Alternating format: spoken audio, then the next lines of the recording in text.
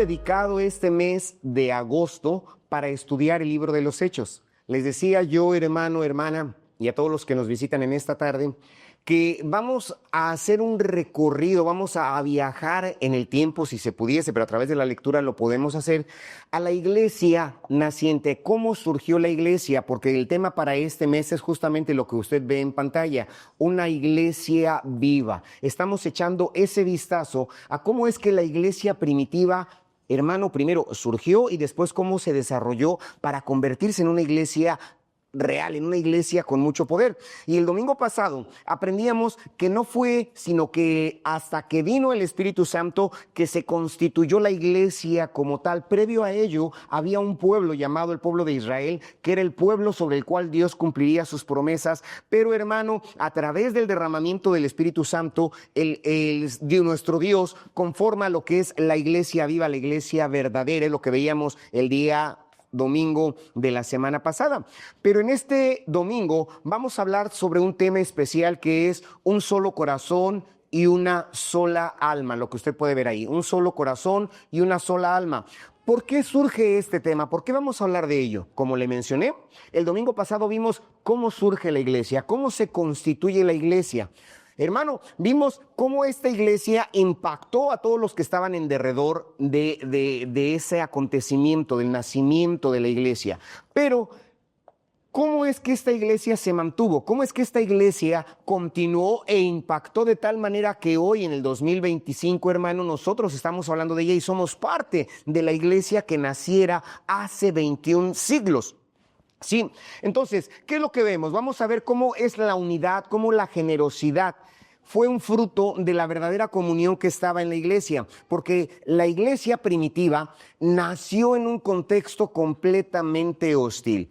¿Por qué lo decimos a ello? Porque había persecuciones, la iglesia era perseguida, no estaban reunidos en templos, en locales como actualmente lo hacemos. Ahorita tenemos la oportunidad de congregarnos en este hermoso auditorio. Otras congregaciones tienen también sus edificios dedicados justamente para el culto público, pero en la iglesia primitiva no gozaban de esta bendición, no tenían este privilegio, antes al contrario, había amenazas, había limitaciones. Todos ellos se congregaban en las casas y allí hacían sus servicios. Y era tal la persecución que la palabra de Dios nos dice que uno de los perseguidores más grandes de la iglesia fue justamente Saulo de Tarso, que iba a las diferentes ciudades y cuando encontraba a personas que profesaban esta fe, las tomaba presas, las llevaba arrastrando, dice la Biblia, y las encarcelaba, con la intención de que no se difundiera, no se proclamara, no se hablara más del Jesús quien entregó su vida en la cruz del Calvario y que había resucitado, hermano, con poder y gloria. Pero bueno, hermano, ¿qué pasa? En medio de todo esto, la iglesia primitiva brilló. Fíjese, en medio de la persecución, en medio de las críticas, en medio de las limitaciones, en medio de este caos del primer siglo, hermano, en aquella región, la iglesia brilló, la iglesia se manifestó de tal manera que transformó no a decenas, no a centenas, sino, hermano, impactó a miles. Llévese esto en mente. No fueron decenas, centenas, fueron, hermano, miles de personas que fueron impactadas por el poder del evangelio. Y el secreto, por así decirlo, porque realmente no es un secreto, la clave, voy a cambiar la palabra secreto, si se pudiese borrar, pero no se puede borrar el video, porque no hay secretos en la Biblia, no era secreto, la clave real, hermano, de todo esto no estaba en los recursos humanos. No estaba, hermano, en el liderazgo de Pedro, no estaba, hermano, en la intrepidez de cada uno de los discípulos, no estaba en ello, hermano, ni en las estrategias que planteaban. No era eso lo que le dio el poder a la congregación, sino era la obra poderosa del Espíritu Santo interviniendo a través de la vida de cada uno de los miembros de esa congregación. Y véalo. Es importante eso, así es como sucedió. Todo esto llevó a que la iglesia, los primeros cristianos, pudiesen tener una comunión real, una comunión auténtica que el apóstol Lucas, que Lucas, el médico amado, lo describe con una frase muy particular. Dice que la multitud de los que habían creído eran de un solo corazón, y lea conmigo, y una sola alma. Esto es lo que describe Lucas de la iglesia primitiva. Un solo corazón, una sola alma, es lo que encontramos aquí. Y hoy vamos a ver cómo en el libro de los Hechos, cómo es que esta unidad, cómo esta generosidad que los distinguió, no era por imposiciones externas. No, nadie les imponía, sino era un fruto natural, algo que surgía del corazón de cada uno de los congregantes, de una comunión verdadera con Cristo Jesús, hermano. Y esto nos lleva a preguntarnos a nosotros en el siglo XXI lo siguiente: ¿puede la iglesia actual, en el 2025, y no solamente en Cancún, Quintana Roo, no solamente en nuestra República Mexicana, sino en toda la redondez de la tierra, puede esta congregación, puede la iglesia vivir así como nos lo describe el libro de los Hechos? ¿Qué cree usted? ¿Puede la iglesia, hermano, la iglesia visible en toda la redondez de la tierra, hermano, vivir como vivía la iglesia del primer siglo? ¿Podemos nosotros ser una comunidad, como dice ahí, una comunidad con un solo corazón? ¿Podemos nosotros ser una comunidad con una sola alma? Es importante. Entonces, para ello es importante que analicemos qué es lo que sucedía, por qué ellos vivían de esta manera. Y fíjese, este pasaje que acabamos de leer viene justamente después de lo que predicábamos, lo que enseñábamos el domingo pasado. ¿Qué fue lo que enseñábamos el domingo pasado? Que estaban todos unánimes, que estaban todos juntos, hermano, que estaban todos en oración, cuando de repente vino ese estruendo fuerte. Lo que se escuchó fue ese estruendo como de un viento fuerte, un viento recio que soplaba, el que llenó la casa. Y dice que todos los que estaban congregados, ¿se recuerda el domingo pasado? ¿Qué pasó? Correcto, fueron llenos del Espíritu Santo. Cuando los congregantes, cuando la iglesia es llena del Espíritu Santo, cuando hay esa unidad, hermano, cuando hay esa devoción, justamente vemos lo siguiente, que son estos versículos que acabamos de leer. Hermano, que todos eran de un solo corazón, que todos eran de una sola alma. Y es aquí que vemos el resultado inmediato de la obra del Espíritu Santo en aquellos que realmente aman a Dios, en aquellos que realmente, hermano, no solo por exhibición o por show, hermano, quieren decir que el Espíritu Santo está en su vida, sino que hay una cabalidad, un cambio radical en sus vidas. Y es aquí donde comienza el primer punto. Sí, el versículo 32 nos dice ahí que el primer punto es la unidad como fruto del Espíritu Santo. Fíjese bien, lea conmigo, la unidad como fruto del Espíritu Santo. ¿Y qué dice el versículo 32? Ya le dimos lectura, pero lo proyectamos nuevamente y hacemos énfasis en algo. Dice, y la multitud de los que habían creído, ¿cómo? Eran de un corazón y un alma. ¿Sí? Es lo que encontramos aquí. Y esta expresión de un corazón y un alma es una manera de describir una unidad profunda. Sí, un corazón y un alma, una unidad profunda. Yo les decía hace 8 días y se los repito hoy, aquí estamos congregados, tenemos butacas, 103 butacas para poder estar 103 personas sentadas. Y si se necesitara, podemos tener más sillas. Pero, ¿qué es lo que tenemos aquí? Podemos estar juntos, pero no unidos. ¿Sí? ¿Cómo que juntos pero no unidos? Sí, estamos pegaditos. Ve aquí a la hermana, su hija está recostada en su brazo, están muy juntitas, pero ¿están unidas? ¿Son de un solo corazón, de un alma? Yo espero en Dios que así sea. Sí, que su deseo, su interés sea así. Estamos pegados unos a los otros quizá. Estamos juntos, pero la unidad es cuando nuestro deseo, cuando nuestra intención, cuando nuestro propósito, nuestro anhelo es exactamente el mismo. Y aunque estemos en otros lados, en otras regiones, podamos, hermano, alabar y bendecir el nombre de Dios. El día de ayer hicimos el cierre de nuestras escuelas bíblicas de verano allá en el fraccionamiento Aloha. Y en el transcurso de la mañana me dediqué a escribir a las personas que nos visitaron y les invité al servicio de hoy. 2 de estas personas que les contacté, una de ellas me dijo, no conozco la ciudad. Dice, porque estamos en la parte de las invasiones, no tienen un lugar fijo. Dice, pero ore por nosotros. Me escribió, ore por nosotros, necesitamos de Dios. Fue lo que me escribió. Otra persona me dijo, lo mismo, estamos en la parte de invasiones. Si me muevo, quizá pueda perder mi espacio. ¿Se fija? Hermano, están muy distantes, pero ellos quieren conocer de Dios y yo les dije, les vamos a visitar. vamos a orar por ustedes y Dios va a bendecir sus vidas. Y aunque ellos estén en aquella región de la parte de las invasiones, confiamos en que Dios puede obrar en ellos. Y nosotros estamos aquí ahorita, hermano, y también sabemos que Dios está con nosotros. Pero, hermano, en la Biblia, porque dice que eran de un solo corazón y de un alma, pero en la Biblia el corazón, sí, el corazón representa el centro de todas nuestras emociones, representa el centro de todas nuestras intenciones y representa el centro de toda nuestra voluntad. Que no el enamorado o la enamorada le dice a aquel o a aquella que quiere conquistar, te quiero con todo el corazón. Sí, con todo mi ánimo, con todo mi deseo, porque es justamente en el corazón donde están estas intenciones, y en la Biblia el corazón justamente representa eso, y todos eran de un solo espíritu, hermano, lo que tenemos aquí. Entonces eran de un solo corazón, pero también de una sola alma. ¿Qué es el alma? El alma representa en esta parte de la vida, lo que tenemos aquí, está hablando de la vida misma, del ser interior, no solamente mis pensamientos, no solamente mis sentimientos, sino mi vida misma la entrego a este sentido. Y Lucas nos está mostrando que la iglesia primitiva no estaba unida por afinación, por cuestiones afines, que quizá todos eran del mismo hablar, porque vimos hace 8 días que de partos, medas, elamitas, hermano, de todas las regiones comenzaron a congregarse, ¿sí? Quizá algunos de los que estén aquí vengan del estado de Tabasco, de Veracruz, yo no lo sé. Hoy nuestra hermana que viene de Colombia no pudo estar presente porque viajó, hermano, pero venimos inclusive de diferentes países, algunos. Pero no, esto no hace la iglesia.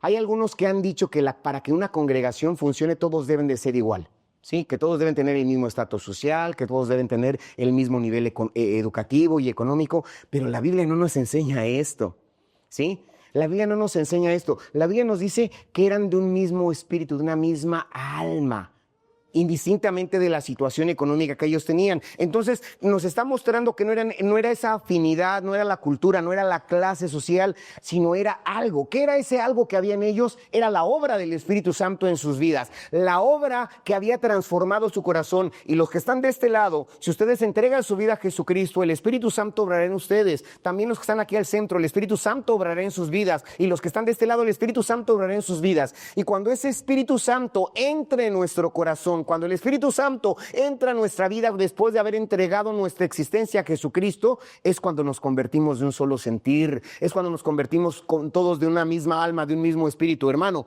Y esta unidad es justamente lo que Pablo enseñó en las Escrituras. Dice en Efesios 4:3, solícitos en guardar la unidad del Espíritu en el vínculo de la paz. ¿Sí? Es lo que Pablo enseñó. Vemos también en otra parte, cuando él escribe a la iglesia en Corinto, él dice, porque por un solo espíritu, todos somos bautizados. Es pues el Espíritu Santo el que nos da la afinidad. Por eso que decimos hermano, por eso que decimos hermana, ¿sí? Porque ciertamente nuestros progenitores biológicos no son los mismos.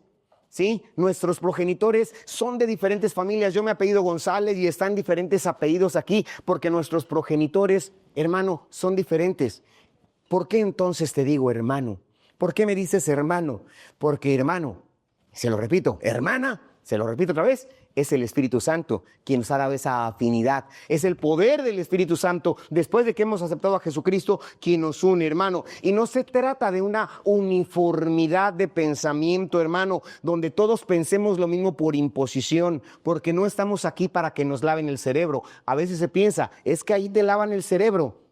Realmente no sucede ahí. Lo que nos lavan es el alma. Y no es el pastor, no es el predicador. El alma nos la lava, hermano, la sangre preciosa de Cristo Jesús. Es el nombre del Señor bendecido. Es lo que sucede, hermano. No es una imposición, sino que es una armonía espiritual. La paz que el Señor nos da después de que le aceptamos como Salvador y Señor es una paz indescriptible, una paz que el mundo no da. Y aunque hay una diversidad de pensamientos, de profesiones, de estudios seculares y de economías, eso, hermano, no es relevante para nosotros. Lo que nos mueve, lo que nos tiene aquí es la gratitud a aquel que nos ha sacado de las tinieblas a su luz admirable. Bendito sea Dios para siempre. Y esto, hermano, es lo que nos da el propósito de glorificar a Cristo, el propósito de cumplir la misión de la evangelización. Sí, hermano, hermana. Y esto es lo que unía, la unidad como fruto del Espíritu Santo. No, hermano, como cultura, no por economía, no por estatus intelectual, no, era a través del Espíritu Santo. Y esta unidad, hermano, no es un objetivo humano, no lo es así, sino es un regalo divino. ¿Qué más me gustaría que yo pudiese imponer? Pero yo no estoy aquí para imponer, porque la Biblia dice que es el Espíritu Santo quien da a cada uno conforme Él quiere, ¿sí? Y es el Espíritu Santo quien, hermano, entra en el corazón de las personas y nos redarguye, nos convence de pecado. No es la palabra, es el Espíritu Santo realmente, hermano, el que lo hace, no la palabra del predicador. No, y este objetivo que tenemos aquí es saber, hermano, que Jesús mismo oró por esta comunión. En el Evangelio de Juan, capítulo 17, antes de que Jesús fuese entregado en manos de pecadores, el evangelista Juan nos describe que Jesús se retiró, se fue a orar, y en su oración él decía: Padre, te ruego y te pido por todos estos que han de creer, para que sean uno. ¿Sí? El deseo de Jesús no es el deseo del pastor, no es el deseo de una denominación, es el deseo de Cristo. Él oraba y decía: para que todos sean uno. Y si usted analiza hermano, con cuidado a San Juan 17:21, que estoy leyendo ahorita, dice: para que sean uno, dice, para que el mundo crea. Cuando, hermano, nosotros somos de una sola alma, cuando vemos el fruto del Espíritu Santo dándonos esa unidad, el mundo cree. Las personas creen en esto, hermano, y esto es un testimonio poderoso ante los que nos ven. Este es un testimonio poderoso a los que nos miran, hermano. Cuando una congregación está dividida, fíjense, cuando existe esa división, el mensaje del evangelio pierde fuerza, y no porque Dios deje de tener poder, sino porque justamente no somos de un solo espíritu, no somos de una sola alma, hermano, porque no estamos dando oportunidad a que el Espíritu Santo obre.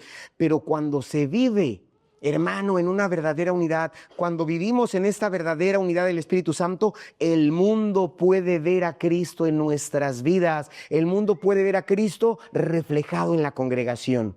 Quiera Dios que en Oikos y en todas las iglesias de Jesucristo, hermano, realmente no veamos a las personas, no nos vean a nosotros, sino vean a Cristo a través de nosotros. Bendito sea Dios para siempre. Es importante que así sea. Por ahí en una historia que leí de la Segunda Guerra Mundial, se habla de un soldado, hermano, que había quedado atrás en la batalla, y otro tanto se había adelantado, y el que se adelantó llegó a las trincheras. Y en esas trincheras le dijo a su capitán: voy por el soldado que quedó atrás. Le dice: no vayas, pero no obedeció y corrió y pudo traer al que se había quedado. Y cuando lo trajo, ya era demasiado tarde. Estaba muerto. Sí lo arrastró, lo llevó hasta la trinchera, pero estaba muerto. Y enojado el capitán le dijo: ¿valió la pena? ¿Valió la pena el que te arriesgaras, el que tu vida se expusiera? Si mira, ya está muerto.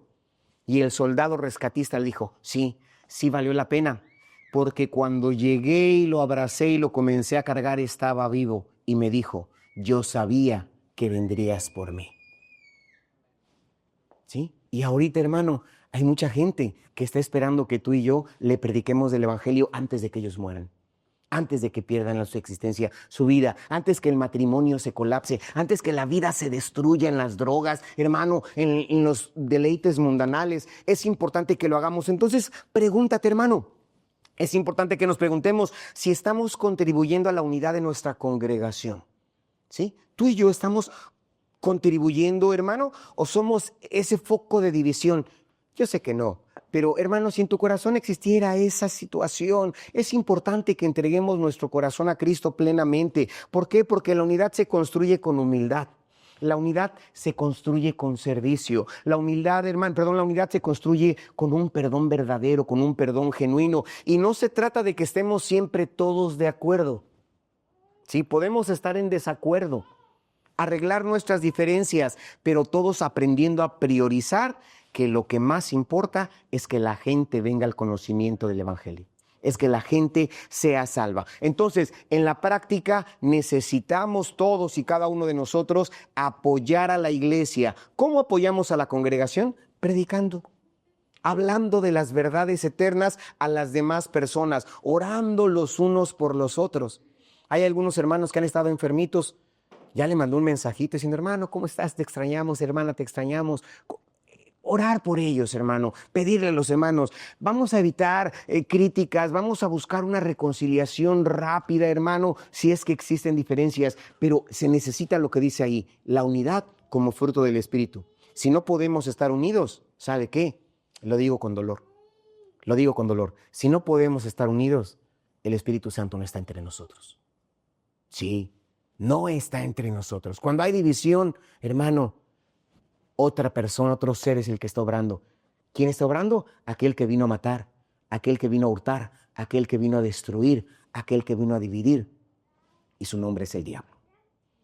Pero cuando vivimos en unidad, es el Espíritu Santo el que está obrando en nuestras vidas. Bendito sea Dios para siempre. Entonces, la unidad en la iglesia no es algo abstracto, hermano, que se vea en acciones concretas realmente. Cuando el Espíritu produce la unidad, fíjese, cuando el Espíritu produce este sentir, esta pertenencia de unidad, inevitablemente se traduce en las maneras distintas de relacionarnos y en esa disposición generosa de evangelizar y de ayudar al más necesitado. Y esto justamente nos lleva al siguiente punto que Lucas resalta aquí como la generosidad como fruto. El segundo punto, sí, la generosidad como fruto de expresión de esa unidad. Cuando hay esa unidad, se ve, sí, se manifiesta. Dice el versículo 32, por favor, la segunda parte.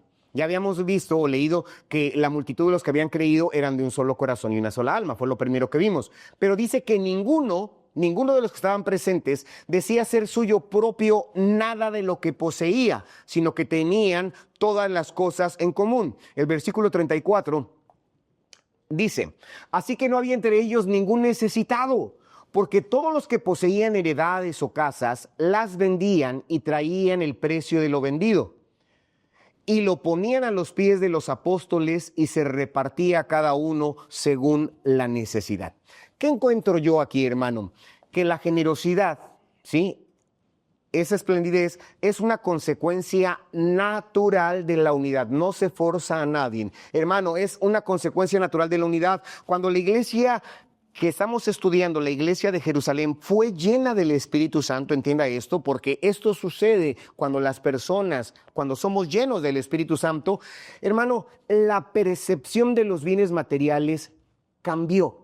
La percepción, entiéndame, la percepción de las cosas materiales cambió. ¿Por qué? Porque dice aquí que ya no veían sus posesiones como un fin. No, ya no veían las posesiones como un fin. ¿Cómo lo veían? Lo veían como un medio para bendecir a otros. Dice que no veían las cosas de esa manera. Ellos querían ser bendición y ponían todo eso para bendecir a otros. Y esto significa, hermano, no que perdieran el sentido de la propiedad, no perdían el sentido de la propiedad. Cuidado con esas falsas doctrinas donde te dicen, vende tu camioneta y dame el dinero a mí que soy el pastor. No, cuidado, no somos un evangelio de prosperidad. No te voy a pedir dinero ni te voy a decir que te desvalijes para que me des todo a mí y yo viva mejor, hermano, porque cuando hago esto, si hiciera yo esto, me estaría condenando a mí mismo, porque no somos mercenarios de la fe. No somos mercenarios de la fe. Pero vemos aquí en la iglesia primitiva que el texto dice, ninguno decía ser suyo propio nada de lo que poseía. Sí, y como te mencioné, no es que perdieran el sentido de la propiedad, sino que dejaron, fíjate bien, lo que veo aquí es que dejaron de considerarse dueños absolutos y se identificaron como administradores. Porque, hermano, dice la Biblia que suyo es el oro, suya es la plata, que todo lo creado es de Dios y nos lo ha puesto a nuestra consideración para que lo administremos de la manera sabia, de la manera correcta. En otras palabras, lo que encontramos aquí, hermano, es que el Espíritu Santo no solamente tocó su corazón para testificar, sino que también movió su ser para poner a disposición de la predicación genuina y verdadera, hermano, los bienes que poseían. El día de ayer en la EBDB tuvimos hasta un brincolín, ¿sí? Ahí, al rato vamos a ver un video. ¿Qué pasó? Alguien dijo, tengo un brincolín, lo voy a poner aquí. ¿Para qué? Para que los niños puedan disfrutar. Previamente tuvimos que evangelizar a los niños. Es decir, hermano, es eso, es decir, no es que me lo estén regalando, no lo están regalando, se pone a disposición. Así, tengo hasta una escoba, pues con esa escoba voy a barrer después, hermano, el espacio donde predicamos, donde evangelizamos. ¿Por qué? Porque lo que estamos haciendo es, hermano, disponer de lo que Dios nos ha dado para que el evangelio sea proclamado, para que el evangelio sea dado. Y el versículo 34 afirma lo siguiente, que no había entre ellos ningún necesitado. Ahí lo estamos viendo, no había entre ellos ningún necesitado. ¿Qué entendemos aquí? Esto no es una utopía social. No es una utopía, no es así realmente. Muchos han dicho que este libro de los Hechos, esa parte del libro de los Hechos, habla del socialismo. Sí, que aquí que Jesucristo era un socialista, pero la realidad es que no es así. Lo que encontramos aquí, hermano, es que el Señor se preocupaba porque en el socialismo sigue habiendo pobres y los encumbrados en el poder están enriquecidos. Y no lo vemos aquí en la palabra del Señor de esta manera, hermano. ¿Qué pasa? Habían llegado a ese lugar, conforme vimos la semana pasada, de muchos lugares. ¿Sí? Llegaron a Jerusalén y, por ejemplo, llegaron los pescadores. Sí, de todos los cerca del mar llegaron porque tenían que ofrecer. Pero en Jerusalén no hay mar. ¿De qué iba a vivir el pescador si solamente sabía pescar? ¿Sí? No había. Entonces, hermano, había necesidad de proclamar y de ayudar, hermano, porque en esa fiesta del Pentecostés se quedaron ahí por una causa común. Habían creído a Cristo Jesús y la iglesia responde. La iglesia local respondió de una manera práctica. ¿Qué hace? Detectan las necesidades. ¿Cuál es la necesidad? Yo no sé si usted vio ayer y antier a ese niñito. Solo un calcetín llevaba. No sé si lo identificaron. Él brincaba alabando a Dios, hermano, con los cantos. Y yo le pregunté, ¿tus zapatitos? Dice, pues no sé. Tenía, hermano, no zapatitos y solo un calcetín, pero estaba contento. Hay que orar por todos ellos. Necesitan, hermano, ese apoyo. Hermano, entonces, aquí nos dice que sabían quiénes tenían necesidad. Había necesidad y se identificaban esas necesidades. ¿Y qué pasó? Que los recursos que habían, hermano, se ponían justamente para cubrir las necesidades, hermano, o esas áreas de oportunidad de los necesitados, no para enriquecer, hermano, a los líderes. Bien, bien importante. No es para enriquecer a los líderes, es para cubrir las necesidades. Pero vemos aquí que había una distribución ordenada, porque, hermano, se distribuía de acuerdo a las necesidades, hermano, no era de esta manera. Entonces, es importante que lo veamos de esa forma. En el libro de Marcos encontramos la historia de un joven rico. Jesús todavía estaba ministrando en la tierra y un joven adinerado se acercó y le dijo, Señor, te seguiré. ¿Qué debo hacer para ser salvo? Y el Señor le dijo, ve y vende todo lo que tienes y tráemelo. ¿Sí? No, no le dijo así. Ve y vende todo lo que tienes y repártelo entre los pobres. Fue la palabra. Si no le dijo, dalo para mi ministerio, dáselo a Judas para que él administre. No, le dijo, vende todo lo que tienes y repártelo entre los pobres. La palabra nos dice que el joven rico se entristeció y no lo hizo, porque eran muchas sus riquezas. En él no había descendido el Espíritu Santo. En él no había, hermano, obrado ese poder glorioso espiritual que transforma las vidas, las mentes, los bolsillos, los corazones. Hermano, y es bien importante, pero vemos que la generosidad que encontramos aquí en el libro de los Hechos no fue movida por una expresión externa, como se lo estoy comentando, fue movida por el Espíritu Santo. Y es importante que usted lo tenga. ¿Por qué? Porque la generosidad es el reflejo del carácter de Cristo. Entiéndelo, la generosidad es el reflejo del carácter de Cristo. La iglesia primitiva estaba viviendo lo que Jesús enseñó. ¿Qué enseñó Jesús? Hechos 20:35 dice, más bienaventurada cosa es que dar que recibir. Correcto. Más bienaventurada cosa es dar que recibir. Y Cristo mismo nos lo enseñó. Dios mismo nos lo enseñó. Cuando termina nuestra reunión, ¿qué recitamos todos? ¿Y cómo dice ese texto? Ha dado, fíjese, ha dado a su Hijo unigénito. Él dice, más bienaventurada cosa es dar. Él dio a su Hijo unigénito para rescate de nuestras vidas. para que pagara nuestra deuda espiritual. Una deuda que no se paga con ninguna divisa, no hay plata, no hay oro que pueda cubrir, saldar esa deuda, sino solamente a través, hermano, la justicia de Dios demandaba un sacrificio y Él dio a su propio Hijo. Hermano, y es importante, la Biblia nos dice en 2 Corintios 8:9, que siendo rico, por amor a nosotros, se hizo pobre. ¿Sí? Que Jesucristo, siendo rico, por amor a nosotros, se hizo pobre, se dio a sí mismo por nosotros, y es importante que lo hagamos. ¿Se acuerda que estábamos hablando de las inundaciones que hubo hace algunos días? Y una hermana de un pueblito, así como ustedes fueron y levantamos la ofrenda de apoyo y algunas personas trajeron víveres para llevar, decía un hermano que una hermana llevó una gallina, una hermana muy humilde llevó una gallina. Dijo, pero no es para que la maten. Dice, esta gallina pone un huevo todos los días. Dice, y ese huevo puede quitar el hambre a alguna persona. ¿Sí? Fue la intención. La hermana no tenía para dar dinero. No tenía para comprar, hermano, las latas que les dijimos que alimentos no perecederos. Ella dijo, tengo la gallina. Dice, llévese la gallina. Pero no la maten. Se pone un huevo cada día. Ese, el pensamiento. El dar sin interés, se deshace de la gallina para que alguien que tenga hambre al menos pueda comer un huevo al día. Se ve, hermano, es lo más glorioso, la generosidad que encontramos en las personas, pero eso se da cuando estamos siendo dejados guiar, impactados por el Espíritu Santo. Entonces, debemos ver si estoy viendo en mis bienes como algo muy mío, yo me esforcé, yo lo compré y es mío y nada más es mío, o me estoy considerando que esto que Dios me dio, me lo dio para que yo tenga esa bendición y pueda dar a los demás, pueda repartir, pueda compartir, no para enriquecer al pastor, no, de verdad, hermano, no para enriquecer a los líderes, no estamos para ser enriquecidos, no debemos ser así. Dice la palabra del Señor que el que quiera ser, hermano, mayor en el reino de los cielos, nos tenemos que ser los servidores a los demás. Entonces, para ayudar a las demás congregaciones, a la gente que necesite. Entonces, hermano, no se trata de venderlo todo, sino estar dispuesto a compartir. ¿Sí? Es lo que necesitamos aprender, estar dispuestos a compartir. ¿Por qué? Porque la unidad de la iglesia se fortalece cuando compartimos los recursos, cuando compartimos tiempo, cuando compartimos talentos, porque a lo mejor usted no tiene cosas materiales que compartir, pero Dios te ha dado un entendimiento grandioso de la palabra.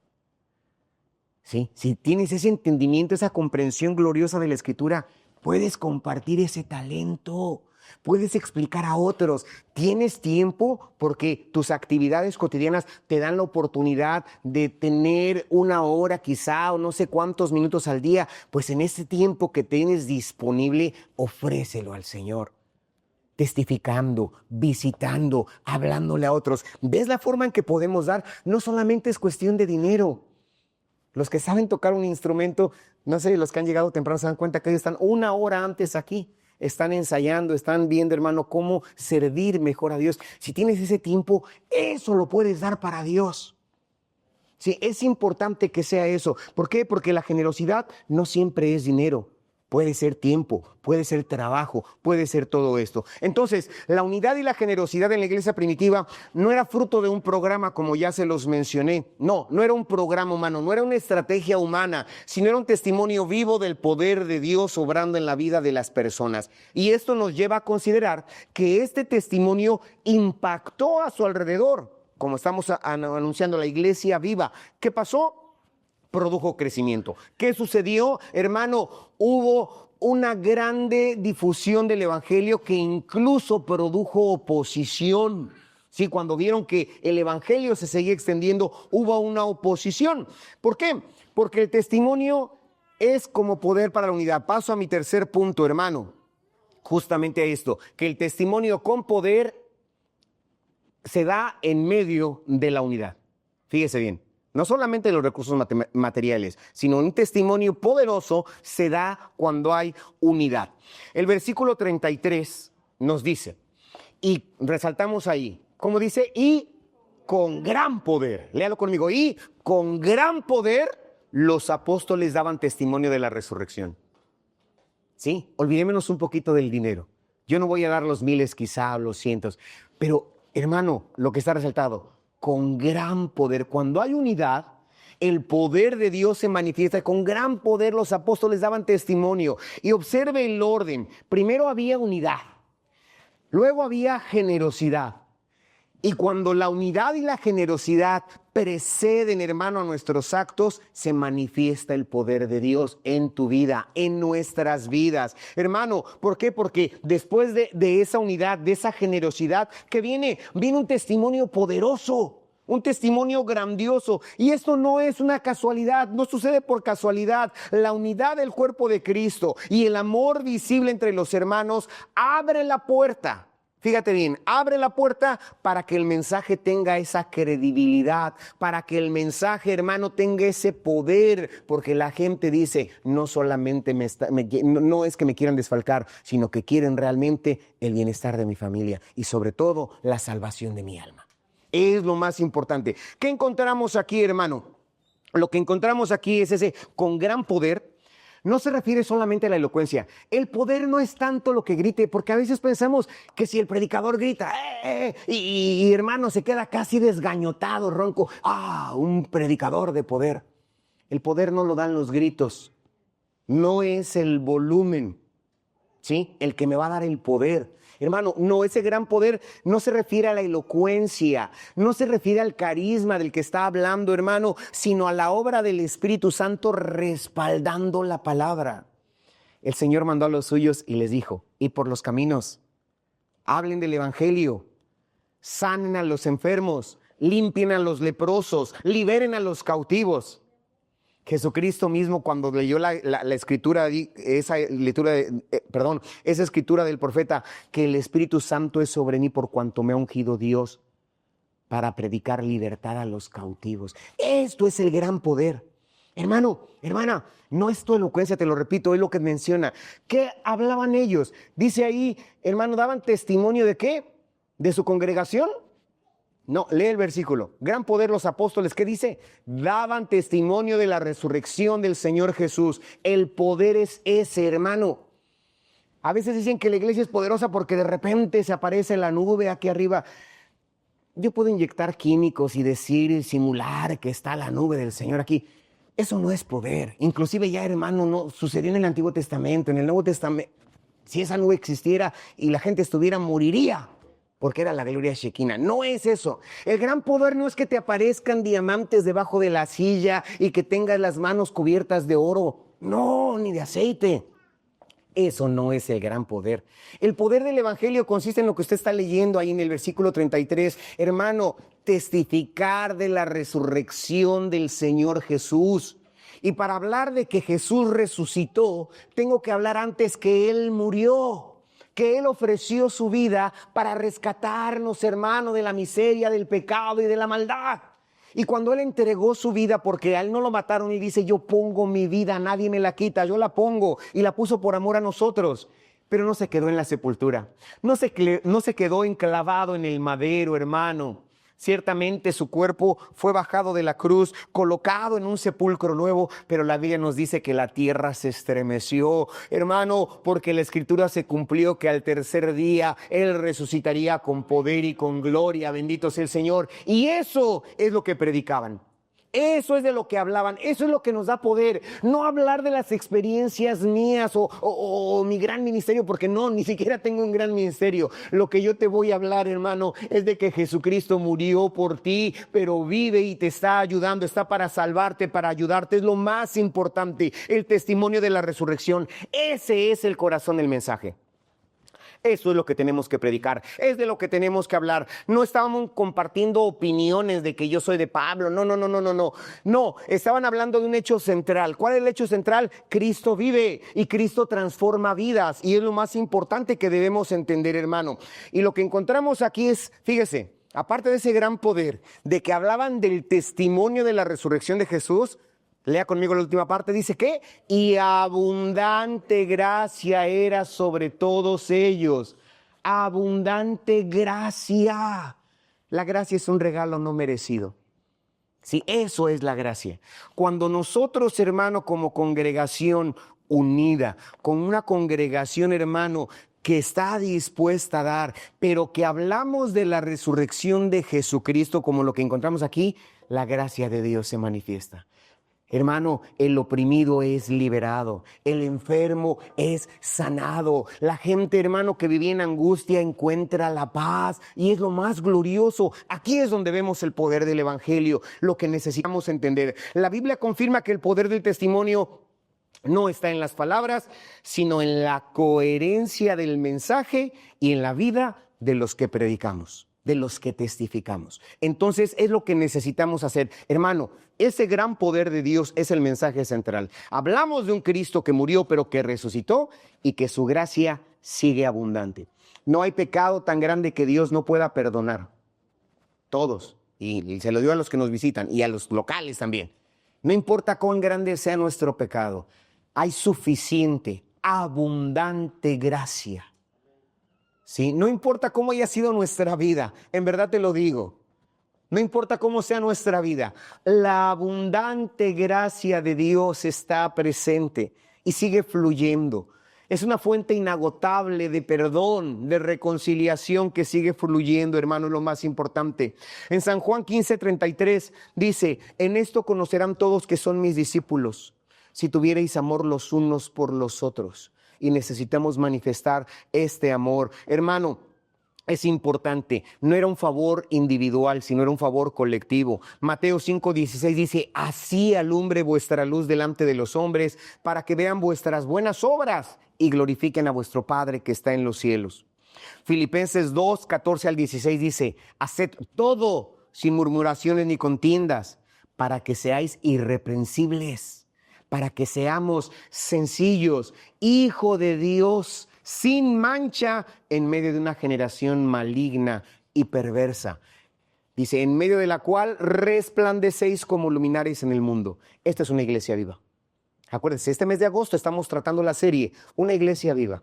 Una iglesia, hermano, que es llena del Espíritu Santo. Una iglesia, hermano, que vive en unidad. Una iglesia que sabe administrar, una iglesia que testifica de un Cristo resucitado, una iglesia en la cual se manifiesta de manera abundante el poder de Dios, y esto es lo más glorioso que podemos hacer, hermano. Entonces, nosotros como iglesia debemos de pensar que el mensaje de la cruz pierde fuerza.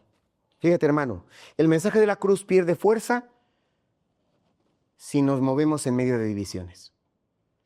Si nuestro mensaje hacia los de afuera es contienda, si nuestro mensaje hacia los de afuera es chisme. Pero cuando nosotros vivimos llenos del Espíritu Santo y nuestro mensaje central es Cristo murió, pero Cristo vive porque Él resucitó. Cuando nosotros hablamos de que Él tiene poder para transformar, poder para cambiar, pero sobre todas las cosas, poder para salvar, la iglesia crece. La iglesia se ve viva, hermano. Entonces, es lo que necesitamos pensar como iglesia. Pero de manera individual, para cada uno de nosotros, debemos de pensar que nuestra vida, tu vida, de manera individual, esto es para ti, solamente para ti.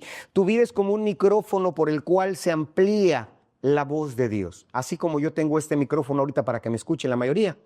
¿Sí? Tu vida afuera es como un micrófono que amplía la voz de Dios. Cuidemos nuestra comunión los unos con los otros, porque nuestra vida amplifica, habla hacia los demás. Hermano, el amor fraternal es lo mejor que se puede mostrar, como lo estamos viendo en esa iglesia viva, es muy importante. Entonces, antes de que prediquemos a nuestro vecino, antes de que predique a mi compañero en la facultad, en la preparatoria, en mi centro de trabajo, debemos de reconciliarnos con los nuestros.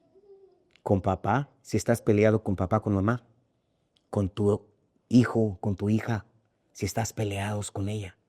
Sí, es bien importante. Antes de predicar, necesitamos tener esa reconciliación real, esa unidad, hermano, es lo más importante. Si tienes diferencia con alguien, pídele al Señor que te ayude a que esa diferencia sea borrada, sea eliminada, y el Espíritu Santo vendrá a nuestras vidas. La abundante gracia fluirá en gran bendición. El poder del mensaje empieza en nuestras casas, en nuestro propio corazón. Entonces, así que vemos la unidad no como un simple buen ambiente. Sí, no es simplemente, ay, es que en esa congregación hay un buen ambiente de adoración. No, no es un buen ambiente, hermano. La verdadera unidad es un terreno fértil donde la generosidad florece, hermano, donde el testimonio que yo leo en este versículo, el testimonio adquiere un verdadero significado, donde yo sé que mi vida es una carta abierta a todos los que me están viendo y es importante que lo tenga. Y esto no termina nada más en nosotros, hermano. Es el propósito final de Dios. El que todos procedan al arrepentimiento y tengan vida. Y dio la oportunidad de que cada uno de nosotros seamos testigos. Él pudo haber mandado millones de ángeles, pero los ángeles no pueden gozar de la redención. Jesucristo no entregó su vida por esos seres espirituales denominados ángeles, sino por humanos, pecadores, como tú, como yo. Hermano, por eso es que no manda ángeles, pero nos manda a nosotros. Nos manda a nosotros a hablar de este evangelio, a que manifestemos que la iglesia sigue estando viva, que seamos ese reflejo para el mundo. Entonces podemos llegar nosotros a una conclusión donde vemos que esa comunión que la iglesia primitiva, la iglesia del primer siglo vivió, no es otra cosa más que un anticipo, son las arras, podría decirlo yo, de lo que se vivirá en el cielo, ¿sí? Lo que se vivirá en las regiones celestiales, y al mismo tiempo esto que vemos aquí como anticipo, como arras o como quiera, es una invitación para la iglesia en todas partes, no nada más aquí para Oikos. Es una invitación para todas las congregaciones, hermano, para todos aquellos que quieran entrar en el reino de los cielos, el que vivamos esa dependencia del Espíritu Santo en unidad y en disposición para servir. Muy bien, la iglesia primitiva que vemos aquí en Hechos 4 nos ha mostrado un relato vivo de lo que Dios desea para nosotros. Lo desea para ti, para mí, para cada uno de nosotros. ¿Qué desea? Unidad verdadera. Unidad verdadera. No solamente que nos congreguemos, unidad verdadera. Que seamos de una sola alma, que seamos de un solo corazón, sentimientos, intelecto, vida misma para la obra de Cristo Jesús, hermano. No esa uniformidad impuesta, así legalista, no. Que nuestros corazones, nuestras vidas estén alineados a la obra del Espíritu Santo y Él se manifestará. Hermano, vemos que la iglesia primitiva nos menciona que lo que Dios desea para su pueblo es una generosidad genuina.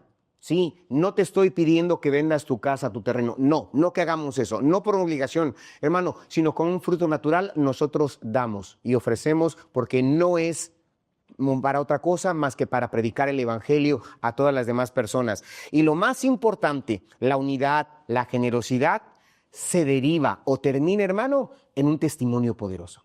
Testimonio poderoso. Créelo, hermano, hermana. Créelo. Si tú estás bien con Dios y oras por el enfermo sanará. Si tú estás bien con Dios, el Espíritu Santo está en ti y oras por el poseído será liberado.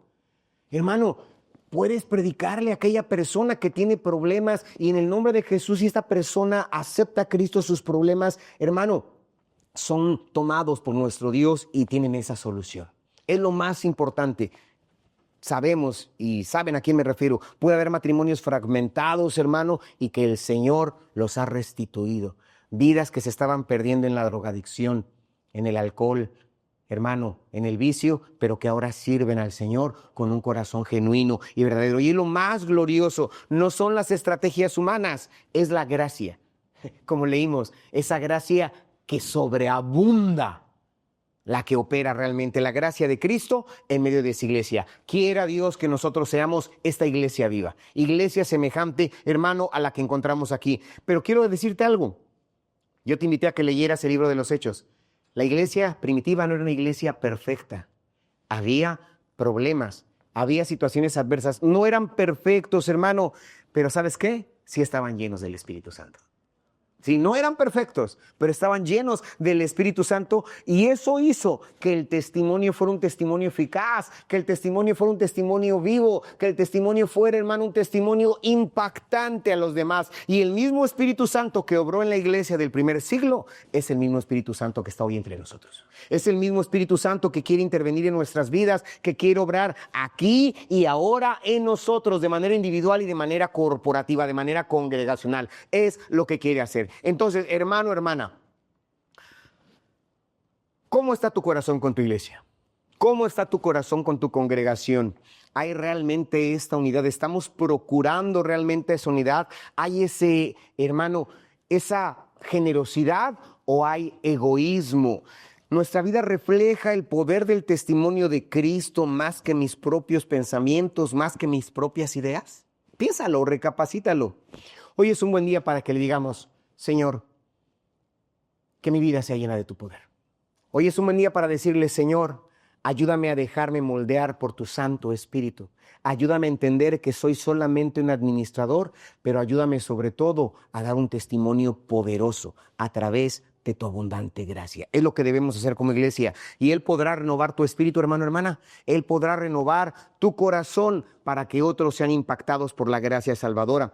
Y para los que nos visitan por primera vez o que quizá no conocen a Cristo aún de manera real, yo les digo que tal vez estás escuchando esto por primera vez, que existió una comunidad así y que existe una comunidad así como lo acabamos de narrar, un pueblo que se ama, un pueblo que no se venga, un pueblo que se apoya y que vive con un propósito más grande que el hacer riqueza sobre esta tierra, que ese pueblo es la congregación, es la iglesia y que vive para justamente testificar a otros.